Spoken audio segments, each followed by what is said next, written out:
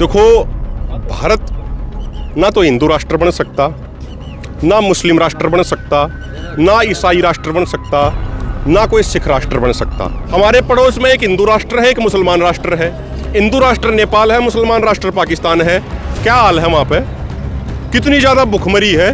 तो आप सिखिज्म ते सीखो, सिखी ते सीखो। आप देखो, बाढ़ आई हरियाणा पंजाब में, गुरुद्वारों ने सारे ने अपने द्वार खोल दिए। अच्छा, एक महाराज जी हैं बागेश्वर धाम वाले, वो कह रहे हैं कि भारत को हिंदू राष्ट्र बना देना चाहिए। एक अनिरुद्धाचार्य हैं, वो भी लगे हुए हैं, और भी बहुत सारे लगे हुए हैं। बागेश्वर धाम वाले तो बिल्कुल कोरे लगता है कि भारतीय जनता पार्टी के प्रचारक बन चुके हैं। क्या कहना चाहेंगे, हिंदू राष्ट्र बनना चाहिए कि नहीं बनना चाहिए?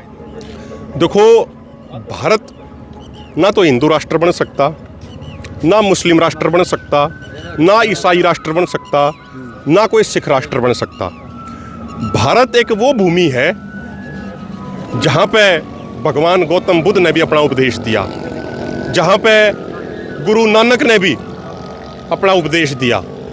ये वो धरती है जहाँ भगवान राम हुए, ये वो धरती है जहाँ भगवान शिव हुए, ये वो धरती है जहाँ पर बड़े बड़े ऐसे हमारे वे व्यक्ति हुए, महान अनुभव हुए, सभी धर्मों के, सभी जातियों के, सभी संप्रदायों के। भारत के समाज ने सबका सम्मान कराया है। भारत जो चलेगा, भारत संविधान के अनुसार चलेगा। हमारे पड़ोस में एक हिंदू राष्ट्र है, एक मुसलमान राष्ट्र है। हिंदू राष्ट्र नेपाल है, मुसलमान राष्ट्र पाकिस्तान है। क्या हाल है वहाँ पे? कितनी ज़्यादा भुखमरी है, कितनी ज़्यादा वहाँ पे गरीबी है। आप देखो, कितना वहाँ पे लोगों का जीवन का स्तर भारत से भी नीचे है। वहाँ पे कुछ भी नहीं है। पाकिस्तान में रोज बम धमाके हो रहे हैं, लोग मरण लग रहे हैं पाकिस्तान में। कदे तालिबान ने हमला कर दिया, कदे अलकायदा ने हमला कर दिया, कदे और कोई ने हमला कर दिया, कदे लश्कर तैयबा ने हमला कर दिया। तो आज तक पूरी दुनिया का ये इतिहास रहा है कि जो भी देश धर्म के नाम पर बनाए गए हैं, वो देश तरक्की करने की बजाय तबाह हुए हैं। तो यदि भारत को हमने तरक्की के रास्ते पर लेकर चलना है, तो ये धर्म जातियों की बात छोड़कर भारतीयता की बात होनी चाहिए, भारत की बात होनी चाहिए, किसान की बात होनी चाहिए, नौजवान की बात होनी चाहिए। और भाई, इस तरीके के बेरूपिये तो बहुत सारे घूम रहे हैं जो लोगों को बरगलाते हैं। और आज आप एक बात देखो ना, आज से 10 साल पहले जितने ये बड़े बड़े लोग जो ये लोगों ने बकाया करते लोगों ने धर्म के नाम पर, उनमें तो कितने तो आज जेल में हैं। और अगले 10 साल डट जाओ, इनके भी जांच होकर सारी चीज सामने आ जाएगी कि मेरा इनमें तो कितने अगले 10 साल में जेल में जाओगे। तो ये जो बातें हैं, और मैं तो एक बात कह रहा हूं, आप एक चीज देखो, हम ये कहते हैं कि भाई धर्म और जाति के नाम पे एक दूसरे के प्रति जहर घोलना वो कानूनी अपराध है, और हम कहते हैं उस पर सजा होनी चाहिए। ये बड़े बड़े अपने आप ने बड़े बड़े बाबा कहने वाले, ये संत महात्मा कहने वाले, अपने आप ने मौलवी कहने वाले ही हैं, ये दिन रात धर्म के नाम पे जहर घोलने लग रहे हैं। इनके ऊपर सरकार कार्रवाई क्यों नहीं करती? क्या इनके ऊपर कार्रवाई नहीं होनी चाहिए? ये इस तरीके की बातें करके ये संविधान से गलत बातें करने लग रहे हैं। भाई 1947 में हमारे देश ने बहुत समझदारी करके ये तय करा, भाई हम एक सेकुलर राष्ट्र रहेंगे, धर्मनिरपेक्ष राष्ट्र रहेंगे। और भारत की आज जो पूरी दुनिया में मान सम्मान है ना, वो हिंदुत्व के कारण नहीं है, वो मुसलमानवाद के कारण नहीं है, वो किसी धर्म के कारण नहीं है। हमारे देश का सम्मान इस बात से है कि हम सब धर्मों का बराबर सम्मान करते हैं। और आपने पूरी दुनिया में ऐसा एग्जाम्पल, ऐसा उदाहरण कितना नहीं मिलेगा जड़ सब धर्मों, सब जातियों के, यहाँ जैन भी रहे, यहाँ मुसलमान भी रहे, यहाँ ईसाई भी रहे, या हमारा सिख भाई भी रहे, ये हमारा हिंदू भाई भी रहे, सारे हमारे भाई रहे। और एक बात और मैं कहना चाहूँ, जो ये लोग ये बात कहते हैं ना कि भाई हिंदुत्व को बढ़ावा दो, इस्लाम के प्रचार में जो ये भाई लग रहे हैं, कुछ भाई ईसाइयत के प्रचार में लग रहे हैं, मैं उनने भी एक बात कहना चाहूँ, खाली ये बात प्रचार करोगे ना, उसका कुछ नहीं होने वाला। अगर आप सच में अपने धर्म की सीखों का, अपने धर्म के उपदेशों का, अपने धर्म की बातों को आगे अगर आप लेकर जाना चाहते हो, तो आप सिखिज्म ते सीखो, सिखी ते सीखो। आप देखो, बाढ़ आई हरियाणा पंजाब में, गुरुद्वारों ने सारे ने अपने द्वार खोल दिए। कल अमृतसर के रेलवे स्टेशन पर लंगर चला हुआ था। हमारे सरदार भाइयों ने ट्रैक्टर ट्रैली जोड़ जोड़ के, पानी की बोतल भर भर के, राशन भर भर के सेवा में लाग गए। अपनी जान हथेली पर रख के, अपनी जान की परवाह करे बगैर सारे सेवा में लाग रहे हैं, निस्वार्थ भाव से सेवा में लाग रहे हैं। और कई जगह तो इसके अलावा हमने क्या देखा, देखो यहाँ तो सीखना चाहिए, सिखिज्म वाले हमारे सिख भाई के ऊपर सेवा करे हैं। और कई बार हमने पहले कि वर्षा में ये भी देखा, जब कुछ अन्य राज्यों में आपदा आ गई तो हमने ये भी देखा है कि जो पानी की बोतल 20 रुपए की आया करती, वह कुछ लोगों ने 200 रुपए तक की बेची। जब उड़ीसा में रेल हादसा हो गया तो एकदम तो हवाई जहाज की टिकट 4 गुना महंगी कर दी। वे लोग आपदा में अवसर देखे हैं। और हमारा जो सिख भाईचारा है, जब आपदा आती है तो खालिस्तान भी तो मांग रहे हैं ना। तो आपदा आती है तो वो सेवा का काम करते हैं, वो उस आपदा को इस्तेमाल करने की बात नहीं कहते।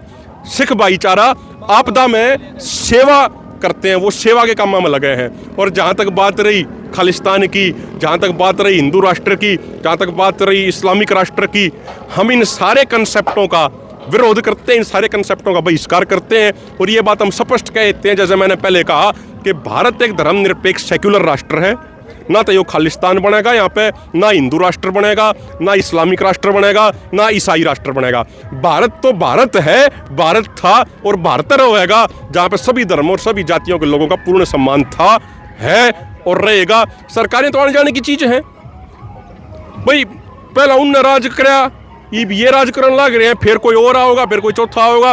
लेकिन जो भारत की आत्मा है वो सेक्युलरिज्म में, वो धर्मनिरपेक्षता में, सभी धर्मों के बराबर सम्मान में है। एक कोड और आ गया है, यूसीसी कोड, उसके बारे में क्या कहना चाहेंगे? देखो, हमने ज़्यादा उस चीज़ का अध्ययन कराया नहीं है। यूनिफॉर्म सिविल कोड जो है उसके बारे में पहले अध्ययन करना पड़ेगा भाई, क्या है क्या नहीं है वो उस चीज़ में। देखो, हमारा तो एक मानना है कि भारत का जो संविधान बना वहाँ पे सभी बहुत शेड्यूल ट्राइब्स हैं, आदिवासी हैं, उनके अपने अलग रीति रिवाज हैं, तो सबके रीति रिवाजों को ध्यान में देख कर वो बना। लेकिन जब बात आती है यूसीसी में, कुछ उसमें ये भी पॉइंट कहते हैं एक पॉजिटिव तौर पे कि भाई कानून सबके लिए एक होना चाहिए, शादी का कानून एक होना चाहिए, शिक्षा पे सारी चीज़ें एक होनी चाहिए, तो वो एक उसके पॉजिटिव पहलू भी हैं। तो हमारा तो ये मानना है कि यूसीसी के मुद्दे पे एक गंभीर विस्तार पूर्वक चर्चा होनी चाहिए पूरे देश में। सब सामाजिक संगठनों के साथ सरकार का दायित्व बनता है वो चर्चा करें, और जैसा फिर बेहतर एक चीज़ निकल कर आवे, जैसा सबकी समझदारी से एक अच्छी चीज़ निकल कर आवे, वैसा वो बनाना चाहिए, उसमें कोई वो नहीं है। जी जी जी। आपको क्या लगता है भाई, बनना चाहिए कि हिंदू राष्ट्र नहीं बनना चाहिए? भाई साहब, जैसे भाई जी ने बताया है कि भाई हिंदू राष्ट्र, कोई ये ज़रूरी नहीं है कि भाई ये मुस्लिम राष्ट्र बने, हिंदू राष्ट्र बने। ये भारत है, धर्मनिरपेक्ष देश है। सबसे पहले हमने भी जैसे बुकों में पढ़ा है कि भाई भारत एक धर्मनिरपेक्ष देश है, इसमें कोई भी ये नहीं है कि भाई वो धर्म उससे ऊपर है, वो धर्म उससे ऊपर है। यहाँ पे धर्मनिरपेक्ष देश है, धर्मनिरपेक्ष देश था और धर्मनिरपेक्ष देश रहना चाहिए। आपको क्या लगा है जी, इसके बारे में क्या कहोगे? देखो, ये भारत देश है, हिंदू मुस्लिम सिख ईसाई आपस में सब भाई भाई। सबसे पहले है भाईचारा। और जिस मुद्दे पर आए हैं, किसानों के मुद्दे पर, इतने फसल का नुकसान होया है। एक तो कहते दोहरा 13 नुकसान हो गया है। जो खेतों में उनके पशुओं के चारे के लिए जो कूप लगा रखे थे वो भी बह गए हैं। और जैसे ज्वार की पूड़ियाँ हैं, जैसे उन्होंने अपने चारा रख रखा था वो सब उसमें बह गया है, और पशु भी बह गए हैं। और जो उन्होंने फसल लगाई थी वो सारी नष्ट हो गई हैं। अब दोबारा प्योत तैयार करने में तो बहुत लेट मामला हो जाएगा। कम से कम सरकार को 50,000 रुपये एकड़ का मुआवजा देना चाहिए। और इसमें मज़दूर का भी नुकसान है। अगर किसानों के खेत में कुछ नहीं होगा तो मजदूरी पर कैसे जाएंगे? तो सबसे पहले ये है।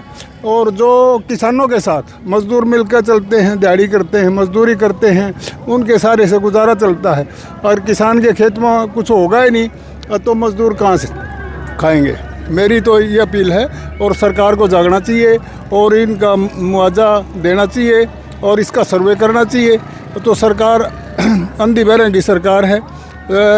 माननीय प्रधानमंत्री जी ने कहा था अगर 2 करोड़ रोज़गार दूंगा, आज तक कोई रोज़गार नहीं दिया। 15 लाख रुपये खाते में आएंगे वो नहीं है। जो ये है, मैं चाहता हूँ कि भाई किसानों के हक की लड़ाई है और ये सब की है। इसमें मज़दूर भी हैं, किसान भी हैं, और इसका है ना नुकसान की भरपाई की जाए। और कम से ये जो यहाँ पे दीवार थी पानी की वजह से वो बहगी, ये जो पेड़ है सब लगभग फसल जो है बर्बाद हो चुकी है। सामने ज्वार थी वो ख़त्म हो चुकी है। और जहाँ तक भी अभी पानी जो है बहुत तेज़ी से चला हुआ है। इधर अगर आप देखेंगे, मेरे मतलब अगर इधर हम हरियाणा में है और यूपी की तरफ जाते हुए देखेंगे, इधर यमुना है, लेकिन पानी अभी यमुना की तरफ इसलिए बह रहा है क्योंकि पानी बहुत ज़्यादा भर गया था। ये देख सकते हैं आप, इधर भी दीवार कंडम हो चुकी है क्योंकि पानी बहुत ज़्यादा मात्रा में आ गया था।